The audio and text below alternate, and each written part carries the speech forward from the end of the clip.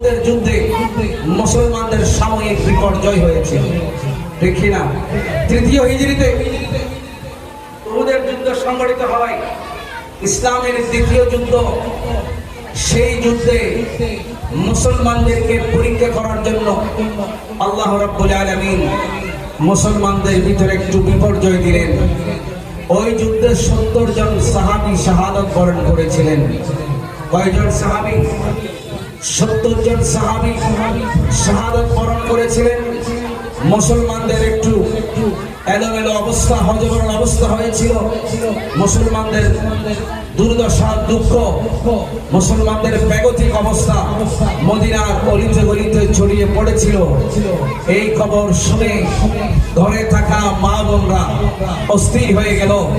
স্বামী কেমন আছে, স্ত্রী কেমন আছে, সন্তান কেমন আছে, আমার ভাই কেমন আছে, খোঁজ খবর নেওয়ার জন্য মদিনার মহিলারা উহুদের ময়দানের দিকে দৌড়াতে লাগলেন। সুবহানাল্লাহ।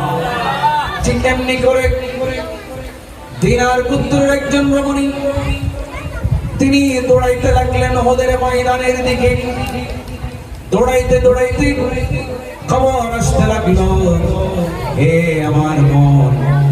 সাহাবীরা বলতে লাগলেন, হে আনসারী মহিলা, উহুদের যুদ্ধে আমরা দেখেছি তোমার স্বামী শহীদ হয়ে গেছে। এই আনসারী সাহাবী, আমরা দেখেছি উহুদের ময়দানে তোমার ভাই শহীদ হয়ে গেছে। আমরা দেখেছি উহুদের ময়দানে তোমার কলিজার টুকরা নাড়ি ছিঁড়া দাম, তোমার সন্তান তোমার বেঁচে নাই, শহীদ হয়ে গেছে। তুমি আর উহুদের ময়দানে গিয়ে কি করবে? তুমি যাওয়ার দরকার নাই, চলো বাড়ি ফিরে যাই। আমার নবীর সাহাবী, ওই প্রেমিক সাহাবীয়া বলতে লাগলেন, আমার স্বামী চলে গেল, কোনো দুঃখ নাই। বাবা চলে গেল, কোনো দুঃখ নাই। ভাই চলে গেল, কোনো দুঃখ নাই। এক মহিলার জন্য 3টা কুল, একটা বাবার ঘর, একটা ভাইয়ের ঘর, একটা স্বামীর ঘর। 3 কুলের মধ্যে কেউ আর বেঁচে নেই, সবাই শহীদ হয়ে গেলেন। ওই মহিলা সাহাবীয়া বলতে লাগলেন, হে আমার নবীর সাহাবীরা, স্বামীকে হারিয়ে ফেলেছি, মনে কোনো দুঃখ নাই। আমার বাবাকেও হারিয়ে ফেলেছি, মনে কোনো ব্যথা নাই। আমার ভাইটাও চলে গেল, মনে কোনো দুঃখ নাই। হে আমার নবীর সাহাবীরা, আমার মায়ের খবর নেওয়ার জন্য আমাদের ময়দানে আসি নাই। আমার স্বামীর খবর নেওয়ার জন্য ওদের ময়দানে আসি নাই। আমার বাবার খবর নেওয়ার জন্য ওদের ময়দানে আসি নাই।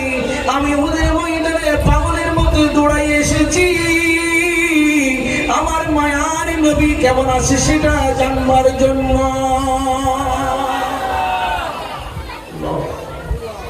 আমাকে বলো আমার নবীর কি অবস্থা? সাহাবীরা বলতে লাগলেন, হে মা, আমার নবী সুস্থ আছে, নিরাপদে আছে, অক্ষত আছে।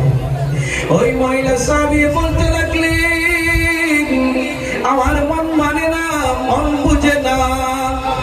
তোমরা বলতেছো, আমার মন এটা মেনে নিতে পারছে না।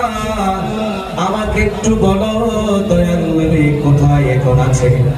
আমাকে দেখিয়ে দাও, নবীর চেহারা মোবারকটা একটু নিজের চোখে দেখবো।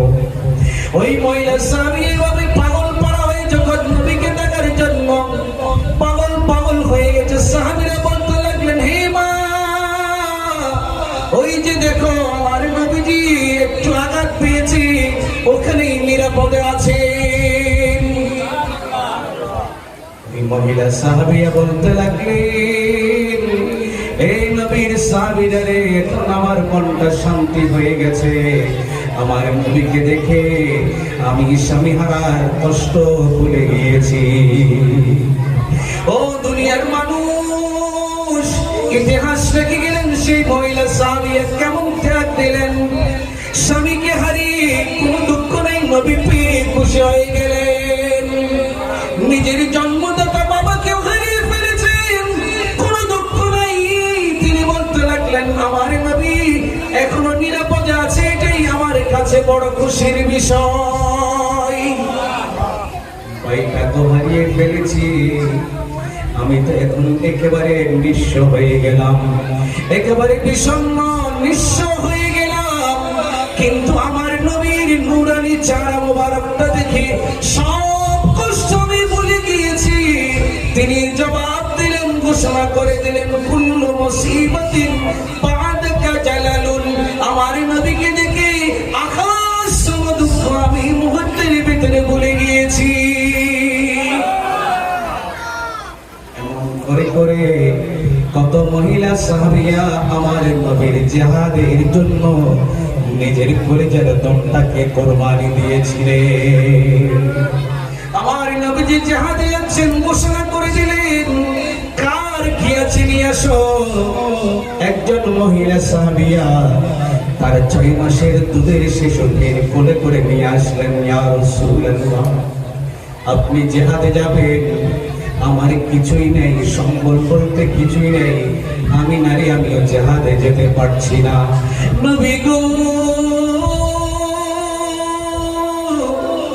আমার নারী ছেড়া 6 মাসের শিশুকে আপনার কদমে কোরবান করে দিলাম। ইয়া রাসূলুল্লাহ, আমি অদম সাহাবীর পক্ষ থেকে আপনি নবীর জন্য জিহাদের জন্য এই নজরানা পেশ করতেছি, একটু যদি মেহেরবানি করে দুধের শিশুকে আপনি কবুল করেন, তাহলে আমার কপালটা ধন্য হবে। নবী বলতে লাগলেন, হে সাহাবিয়া, আমি যাচ্ছি জিহাদের ময়দানে, বিপদ সংকুল অবস্থা, বড় কঠিন পরিস্থিতি হবে। তোমার দুধের শিশু, 6 মাসের শিশুটাকে আমি কি করব? তাকে জিহাদে কিভাবে নেব? আমি কি বা করব তাকে জিহাদে নিয়ে? ওই সাহাবী বলতে লাগলেন, ইয়া রাসূলুল্লাহ, যখন কাফের মুশরিকদের পক্ষ থেকে তীর আসবে, বল্লম আসবে, আপনি তখন ডাল হিসেবে আমার এই শিশুটাকে তীরের সামনে দিয়ে দেবেন।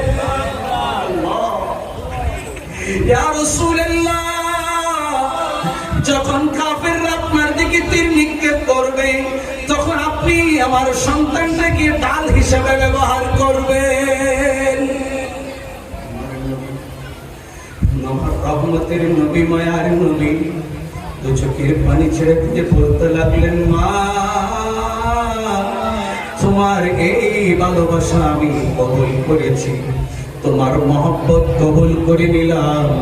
তোমার সন্তানকে তুমি নিয়ে যাও, এই সন্তান যখন প্রাপ্তবয়স্ক হবে, তাকে তখন জিহাদের জন্য সৈনিক হিসেবে আমি নিয়ে যাব। এইভাবে করে সাহাবীরা আমার নবীর জন্য ভালোবাসা দেখালেন। এভাবে করে সাহাবীরা জিহাদের জন্য আত্মত্যাগ দিয়েছেন। এইভাবে করে সাহাবীরা নিজের জান, মাল, দৌলত, সন্তান, সন্ততি সবকিছু বিলীন করে দ্বীন ইসলাম কায়েম করেছেন। কথা বলেন ঠিক কিনা? সেই দ্বীনের জন্য আমরা রক্ত দিতে প্রস্তুত আছি না নেই? হাত তুলে দেখায় প্রস্তুত আছি না নেই?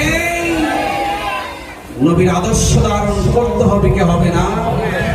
আমার জীবন মরণ সাজাবো মদনী রঙে, আমার জীবন মরণ রাঙাবো মদনী রঙে। সে রঙে রঙিন হলে, সে রঙে রঙিন হলে আল্লাহ রাসূল থাকিবেন আমার সঙ্গে। আমার জীবন মরণ সাজাবো মদনী সাজে। সে রঙে রেঙেছিল নবীর সব সহচর, হযরত আবু বকর, ওমর, ওসমান, হায়দার। সে রঙে রেঙেছিল নবীর সব সহচর, হযরত আবু বকর, ওমর, ওসমান, হায়দার। জীবন মরণ সপে ছিল, জীবন মরণ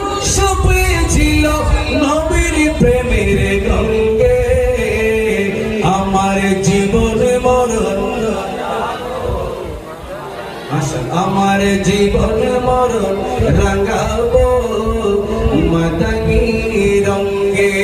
রাজা সেনা নাই, আল্লাহ তাআলা কবুল করুন, আমিন। ইনশাআল্লাহ দোয়া করবেন, আবারও দেখা হবে, কথা হবে ইনশাআল্লাহ।